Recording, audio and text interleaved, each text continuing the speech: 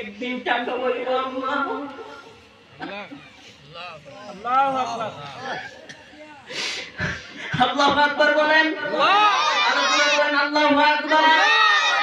বলে আম্মা একদিন আমার টাকা হইলো, কিন্তু ওই দিন যদি আম্মা আপনার না পাই টাকা আমি কারে দিমু, কারে খাইমু, কারে পিন্দাইমু আম্মা। যাদের মা নাই মার চেহারাটা লক্ষ্য করো।